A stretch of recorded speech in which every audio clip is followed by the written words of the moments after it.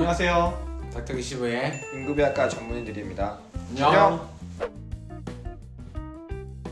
경험은 한 번도 없어요. 저도 없습니다. 병원 내에서 CPR 콜 터져가지고 우리 병원은 이제 코드 블루라 그러죠. 코드 블루 방송이 뜨면 이제 올라가서 이제 보고, 아니면 뭐 병원에 입원 환자나 뭐 내원한 보호자나 병원 내에서 만약에 응급상황 발생하면은 달려가서 현장에서 보고, 요 정도는 사실 저는 막 하고 싶은데, 그런 경우가 있으면은 적극적으로 하고 싶은데 사실 기회가 없었어요. 형은 있었어요? 저도 없죠. 원내 CPR이지. 원내 CPR이죠. 원내. 길거리에서 CPR은 많이 보지는 못했죠. 네네네. 예, 진짜 길거리에서 쓰러지면은, 아니면은 우리 보통 비행기 타거나 아니면 기차 타거나 했을 때 CPR 상황이 났다 그러면은 진짜 가서 하실 의향이 있으세요? 저는 이제 할 의향이 있습니다. 진짜 좀 민감한 문제긴 한데, 의사들 사이에는 좀 그런 게 있어요. 이제 만약에 비행기에서 CPR 터졌다 그러면 차라리 자기가 의사인 걸 밝히지 말고 아니면 술을 먹고 확 자버리라, 이런 소리가 있거든요. 이제 이런 말이 나오게 된 이유는 그런 법이 있어요. 응급의료에 관한 법률이 있는데, 그런 법률에서 좀 제약하는 사항들이 많이 있거든요. 의사가 적극적으로 나서 이걸 꺼리게 하는 법률이 있기 때문에 그거에 대한 법률을 조금 말씀을 드려야 될 것 같아요. 뭐 착한 사마리아인법이라 그러죠. 네. 응급의료의 뭐 선의의 네. 잠깐만, 그걸 한번 보고 정확히 얘기해야 되니까. 선의의 응급의료에 대한 면책 조항이 있습니다. 응급의료에 관한 법률 5조 2항인데, 요즘에 막 개정에 대한 노력이 있잖아요. 네. 사실 이제 문제가 되는 부분이 어떤 부분이 문제가 되는 지금 상황이죠? 일단은 면책되는 범위를 좀 봐야 될 것 같아요. 면책되는 네. 범위가 어느 정도까지 면책될까요? 그 의료인이 이제 길 가다가 이제 위급한 사람이 있어가지고 처치를 했는데 결과가 안 좋았어요. 근데 환자가 사망을 했어요.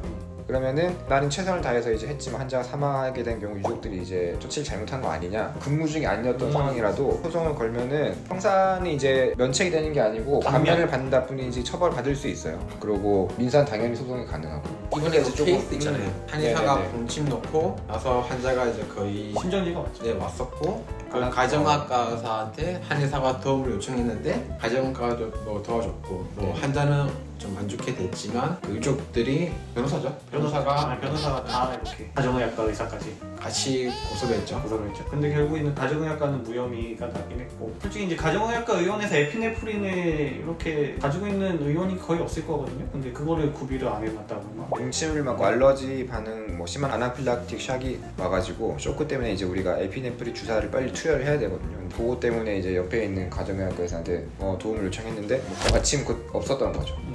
가정의학과 의원에 누가 이제 에피네프린을 안 가지고 있을 수 있어요. 그냥 심폐소생술 이제 BLS라고 하죠. BLS를 도와줬고, BLS 하면서 이제 119 와가지고 119로 싣고 갔고 그랬는데, 가정의학과 의사한테도 책임을 묻고. 솔직히 이제 그렇게 책임을 물을 수 있는 자체의 법률이 그런 거죠. 이제 옆에서 심폐소생술을 했는데 환자가 사망을 했을 때 형사 책임을 면책이 아니라 감면을 해준다. 이제 뭐 소송에 대한 부담이나 이런 것 때문이라도 적극적으로 이제 나설 수가 없는 거죠. 환자가 살면은 괜찮아. 환자가 살았을 때는 이제 만약에 갈비뼈가 부러졌다, 이건 상해가 되는 건데, 갈비뼈가 부러진다거나 이런 상해에 대한 민사나 형사적인 책임은 면책한다라는 조항은 있어요. 그렇기 때문에 네. 뭐 살면은 상관없는데, 일단은 환자가 옆에서 쓰러졌다, 내가 옆에서 좋은 마음으로 심폐소생술을 했다, 근데 환자가 살아나지 못했다, 그러면 이제 그 유족들은 이 심폐소생술을 해준 사람한테 민사적, 형사적인 책임을 묻는 소송을 제기를 할 수가 있는 거죠. 그러면 난 좋은 일을 했는데 이제 소송을 나가고. 그러면 이제 의료인들은 그런 것 때문에 그냥 나는 그냥 가만히 있을래, 안 할래, 안 하는 게 더 나을 것 같아, 이렇게 생각을 하게